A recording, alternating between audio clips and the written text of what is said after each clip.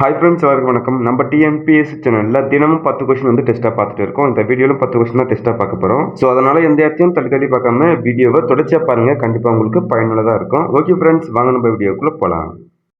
இதுக்கு முந்தைய வீடியோவில் வந்து இந்த கொஸ்டினுக்கான ஆன்சரை வந்து உங்களை கமெண்ட் பண்ண சொல்லியிருந்தேன். இதற்கு உண்டான சரியான ஆன்சரை பார்த்துடலாமா? உலகினில் நாகரிகம் முற்றும் அழிந்து விட்டாலும் திருக்குறளும் கம்பன் காவியமும் இருந்தால் போதும், மீண்டும் அதனை புதுப்பித்து விடலாம் என்று கூறியவர்.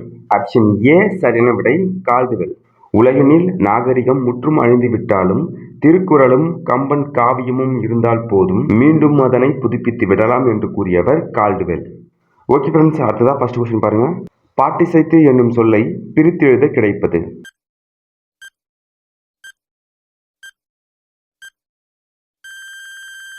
ஆன்சர் பாட்டு கூட்டல் இசைத்து. பாட்டிசைத்து என்னும் சொல்லை பிரித்து எழுத கிடைப்பது பாட்டு கூட்டல் இசைத்து. கொஸ்டின் 2. கண்ணுறங்கு என்னும் சொல்லை பிரித்து எழுத கிடைப்பது.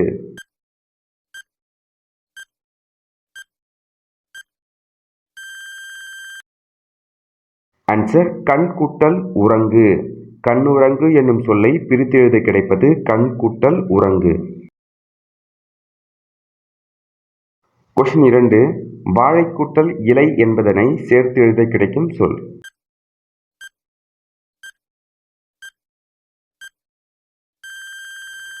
ஆன்சர் வாழை இலை.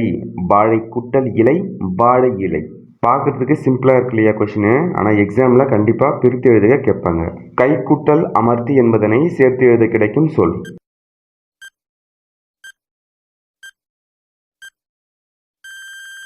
ஆன்சர் கையமர்த்தி.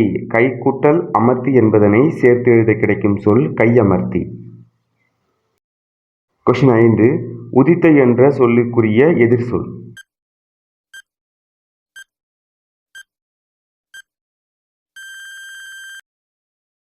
ஆன்சர் மறைந்த.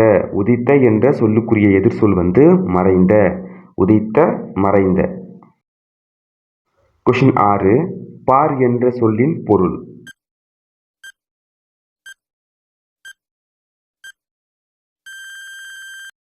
ஆன்சர் உலகம். பார் என்ற சொல்லின் பொருள் உலகம். கொஸ்டின் 7.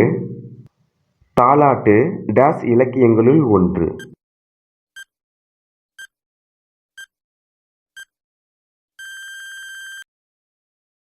ஆன்சர் வாய்மொழி. தாலாட்டு என்பது வாய்மொழி இலக்கியங்களில் ஒன்று. கொஸ்டின் 8. தாலாட்டு பிரிக்கும் முறை.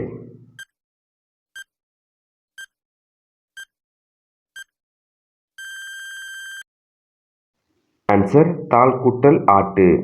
தாலாட்டு அந்த பிரிக்கும் முறை வந்து தாள் கூட்டல் ஆட்டு.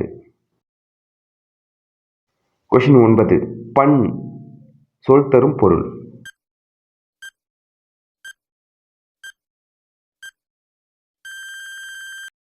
ஆன்சர் இசை. பண் என்ற சொல்லுக்கு பொருள் வந்து இசை. கொஸ்டின் 10. தாள் என்னும் சொல் தரும் பொருள்.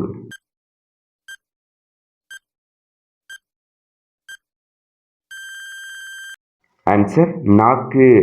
தாள் என்னும் பொருள் தரும் சொல் நாக்கு. இந்த 10 கொஸ்டினில் நீங்கள் எத்தனை கொஸ்டினுக்கு சரியாக ஆன்சர் பண்ணீங்கன்னு சொல்லிட்டு இந்த வீடியோ கமெண்ட் பாக்ஸில் கமெண்ட் பண்ணுங்கள். அடுத்ததாக பாடப்பகுதியில் இருக்க சொல்லும் பொருளும் பாருங்கள். 6ஆம் வகுப்பு 2வது பருவம் பக்கம் 27. பாடத்திட்டம் வந்து புதிய பாடத்திட்டம். சொல்லும் பொருளும். நந்தவனம் என்னும் சொல்லுக்கு பூஞ்சோலை என்பது பொருள். பார் என்னும் சொல்லுக்கு உலகம் என்பது பொருள். பண் அதற்கு வந்து இசை. இழைத்து அதற்கு வந்து பதித்து. அடுத்ததாக பாருங்க, தொகை சொற்களின் விளக்கம். ஃபர்ஸ்ட் ஒன் பாருங்க, முத்தேன் அதற்கு வந்து கொம்புத்தேன், மலைத்தேன், கொசுத்தேன். அடுத்ததா முக்கணி என்னது? மா, பலா, வாழை. முத்தமிழ் அதற்கு என்ன வரும்? இயல், இசை, நாடகம். அடுத்ததா பாடப்பகுதியில் இருக்க நூல்வெளி. தாலாட்டு இது வந்து வாய்மொழி இலக்கியங்களில் ஒன்று. தாள் என்பதற்கு நாக்கு என்று பொருள். நாவை அசைத்து பாடப்படுவதால் தாலாட்டு என்று பெயர் பெற்றது. குழந்தையின் அழுகையை நிறுத்தவும் தூங்க வைக்கவும் இனிய ஓசையுடன் பாடப்படும் பாடல் வந்து தாலாட்டு. அடுத்ததா உங்களுக்கான வினா, பிற்கால சோழர் காலத்தில் இறையிலி என்பது டேஸ் தொடர்புடையது.